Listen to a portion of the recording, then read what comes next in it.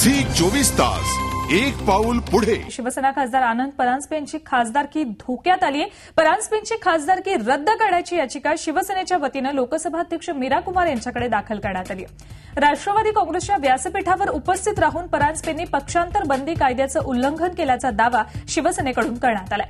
शिवसेना खासदार अनंत गीते यांनी ही याचिका लोकसभाध्यक्षांकडे दिली आहे। ही याचिका आता लोकसभेच्या विशेषाधिकार समितीकडे पाठवली जाण्याची शक्यता आहे। समितीच्या अहवालानंतर लोकसभाध्यक्ष या याचिकेवर अंतिम निर्णय घेतील। 20 जानेवारीला आनंद परांजपे यांनी शरद पवारांच्या पत्रकार परिषदेत उपस्थित राहून ठाण्याच्या राजकारणाला नाट्यमय कलाटणी दिली होती।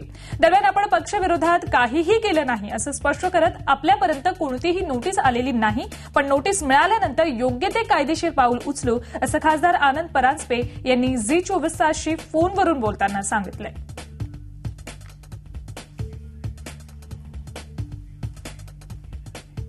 याचिका दाखल झाली आणि शिवसेना पक्षाच्या विरुद्ध कुठल्याही प्रकारचं काम मी केलेलं नाहीये, त्यामुळे माझ्या विरुद्ध ही याचिका का पक्षाने केली हा पहिला प्रश्न माझ्या मनामध्ये येतो।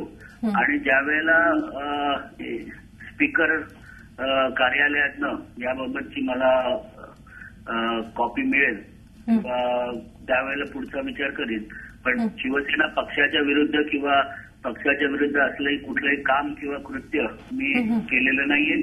शिवसेनेचाच खासदार आहे, त्यामुळे ज्या वेळेला मला नोटीस मिळेल त्यावेळेला पुढच्या कायदेशीर कारवाईचा मी विचार करीन। झी 24 तास एक पाऊल पुढे।